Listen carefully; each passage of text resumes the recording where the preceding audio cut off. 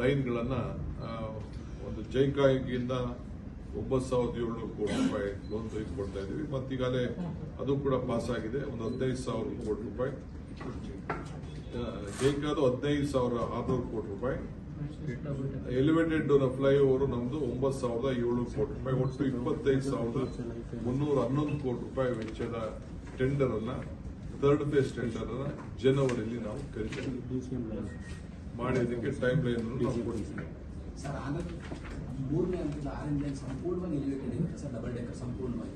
ಸಂಪೂರ್ಣ ಇರಲ್ಲ ಅದು ಈಗ ನಾವು ಹಿಂದೆ ಏನು ಆಗೋಗಿತ್ತು ಅದನ್ನು ನಾವು ಚೇಂಜ್ ಮಾಡಕ್ ಆಗಲಿಲ್ಲ.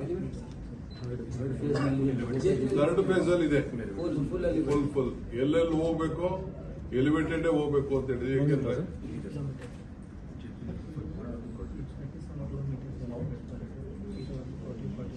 ಅದೇ ಹೇಳಿದ್ರೆ 44 ಎಲ್ಲಿ ಥರ್ಡ್ ಫೇಸ್ ಅಂತ ಕೊಂಡೋಗ್ತಾ ಇದೀವಿ ಅದನ್ನೆಲ್ಲ ಎಲಿವೇಟೆಡ್ ಕಾರ್ಡ್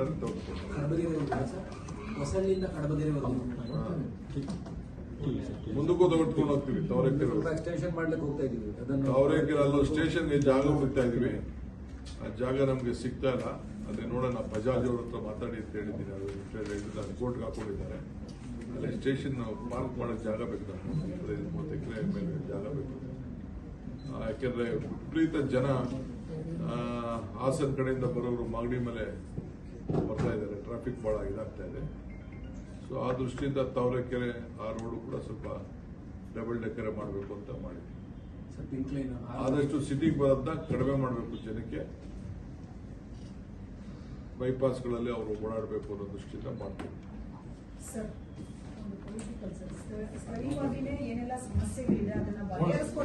ಕಾಂಗ್ರೆಸ್ ಆಫೀಸರ್ ಮಾತಾಡೋಣ ನೋಡಿ. Thank you.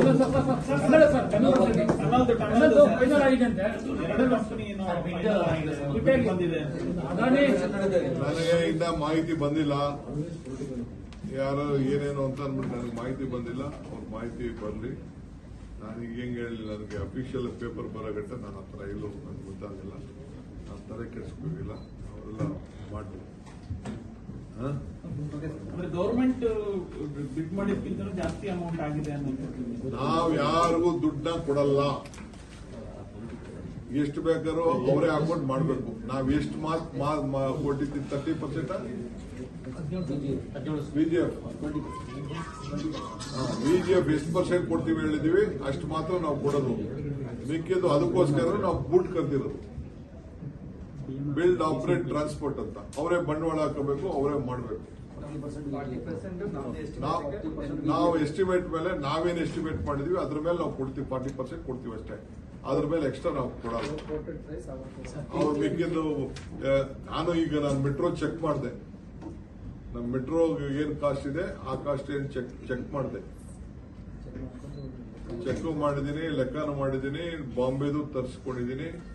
ಬಾಂಬೆಲು ಎಲ್ಲ 1,200 ಕೋಟಿ ರೂಪಾಯಿ ಆಗ್ತಾ ಇದೆ ಪರ್ ಕಿಲೋಮೀಟರ್. 1,200 ಕೋಟಿ ಆಗ್ತಾ ಇದೆ. ಅವರು ಆ ಪ್ರಕಾರ ಎಷ್ಟು ಹಾಕಿದಾರೋ ನೋಡ್ಬೇಕು.